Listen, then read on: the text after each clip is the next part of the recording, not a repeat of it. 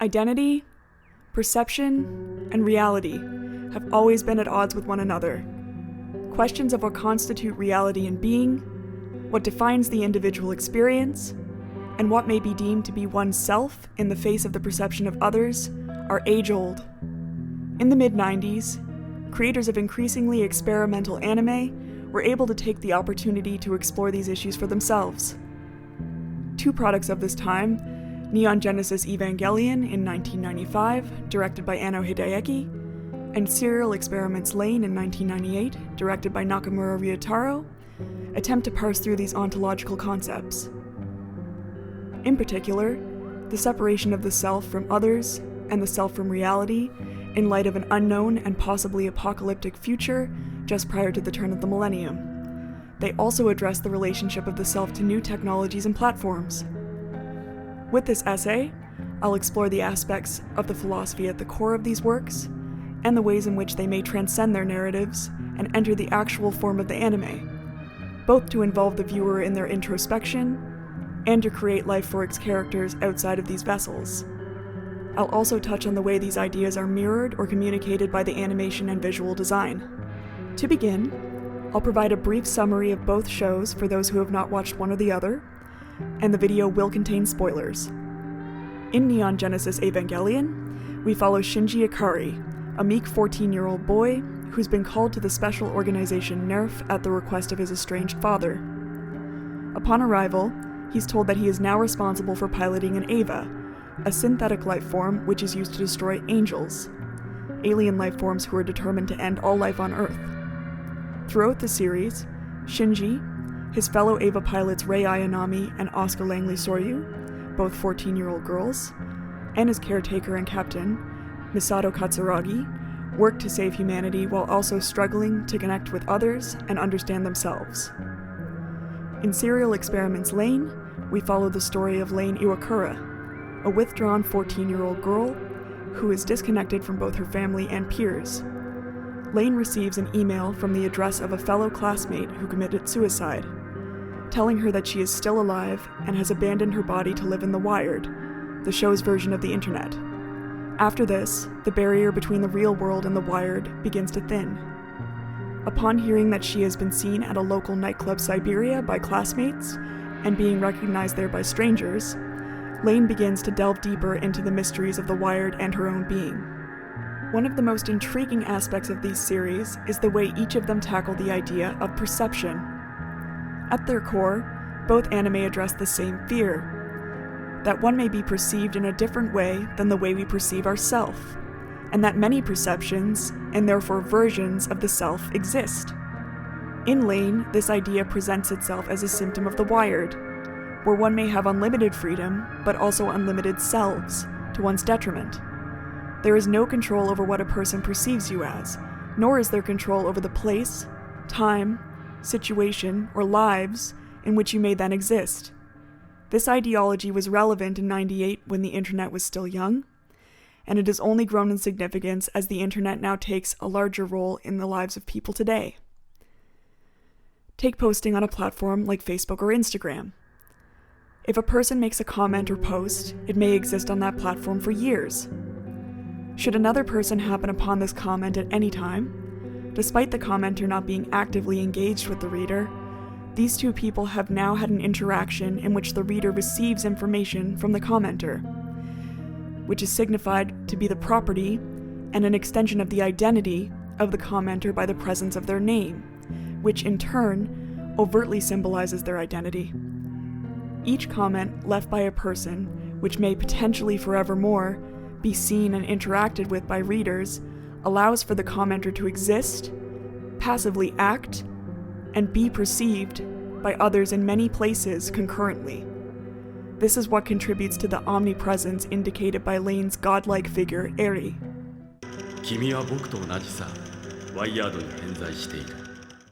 Outside of the realm of the Wired, Lain struggles with the idea of being perceived by others, and lacking the knowledge of that perception in a rather childlike way, she interrogates herself and Eri for information about her own person that neither of them could know.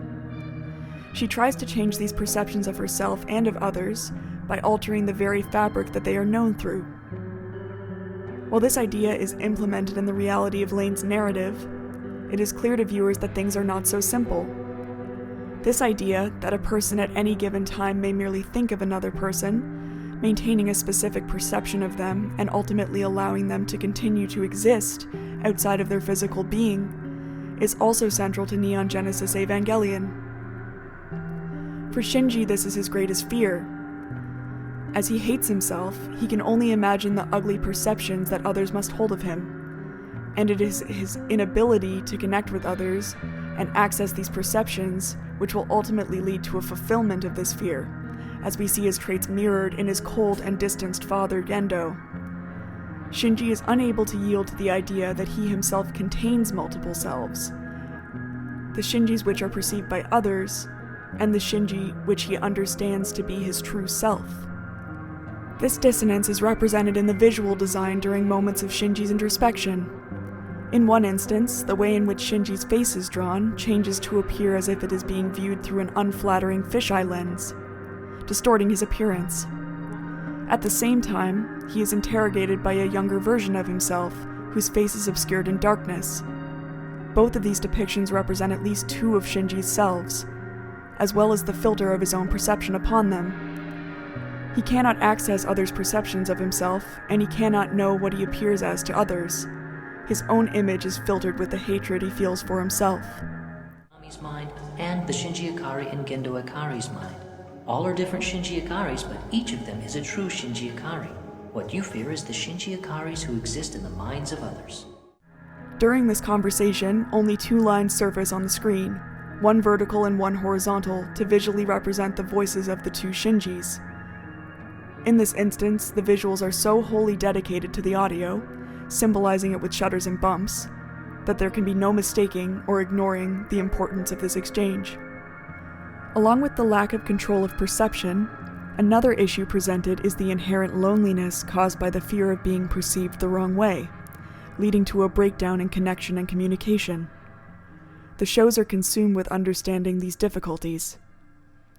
The bulk of exploration which takes place pertains to if humans really are connected, and why these connections, or the challenges of making them, cause suffering. In one instance, which illustrates this, we find Lain attempting to communicate with her emotionally distanced father. The two are separated by a mountain of computers, and he listens to her only as he is assembling them.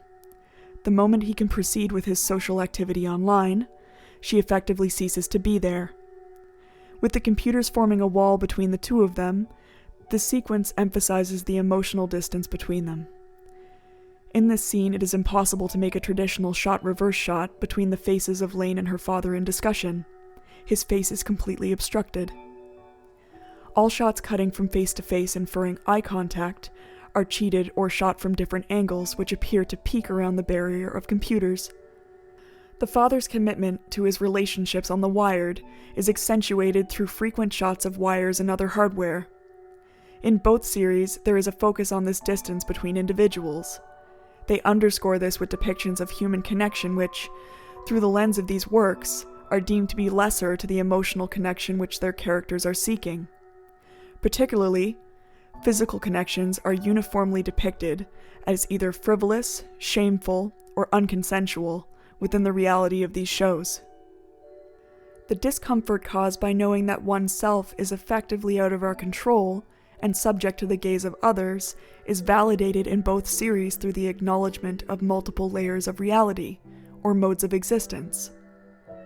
The dissonance created in understanding that multiple selves exist is softened by the knowledge that both the self which observes and the self being observed are true and valid. There are simply different conditions under which either surface. This is presented particularly well in Lain through the concept of layers. Each episode is introduced as a certain layer, and the idea of the Wired as another superior layer of reality is also introduced by Iri. This inclusion of layers can be seen to be introduced visually throughout the series through its many uses of screens or allusions to screens through filters of glitches and abstract style changes, which overlay depictions of real-world landscapes and people. This then extends to not only the viewer who absorbs this through the layer of a screen and one's own eye, but also to the animators who use multiple layers to create the visuals. By acknowledging the physical form of the animation, one is led to understand the series' concept of reality as multiple planes, individually contained, but which work to make one whole. This brings us to the concept of cinematic individuation, coined by George Crosthwaite, which is defined here.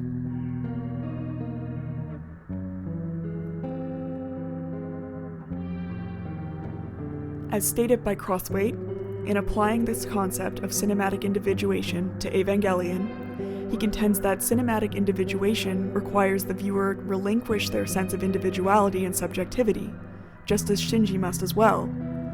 The end of Evangelion aids this by showing its audience that behind the structures of its animated world is a real world that troubles our perceptions of the animated structure. Yet this reality is revealed to be as phantasmagorical and elusive as the animated world. Both are equally mediated by the technology of representation, and both are shown to be superplanar in terms of both images and narrative, the superimpositions wryly aping the multiple planes of the animated sections.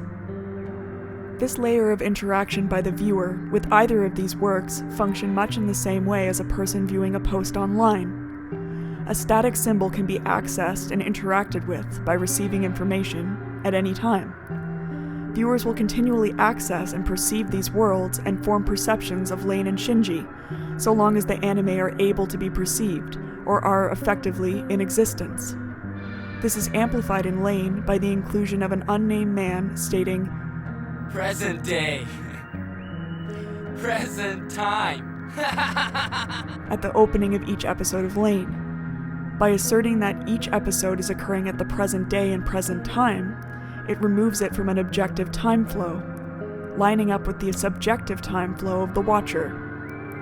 This engages the viewer further in that the scope of the ontological debate at the core of these shows works to interrogate the viewer, much as Shinji does to himself and Eri does to Lain. The questions posed are not only to these characters, but also to anyone who is around to hear them at this present day and time. This effect of extending to incorporate the viewer is not only achieved through the contextual planes of this series, but also the visual. Crosthwaite contends that through the inclusion of live-action sequences in the culmination of Evangelion and the peak of Shinji's introspective state, the barrier between our world and his is shaken. Crosthwaite states, through Shinji's attempt to connect the animated sci-fi world of Evangelion to the real world of his dreams in this sequence, the viewers are invited to examine their own reality and their relationship to the fictional world of the series. Not only this, but the switches from limited animation to still images to childlike drawings are often used to disorient the viewer and present a visual representation of Shinji's struggle with self and reality. As noted by William Rout on the subject of the use of still images in Evangelion, they are cues for a psychologized reading, for understanding and animating virtually everything that one sees as expressions of a character's psyche. At the same time, they signal the overt presence of style. They repeatedly and obviously call attention to the considerable artifice of the series' narration.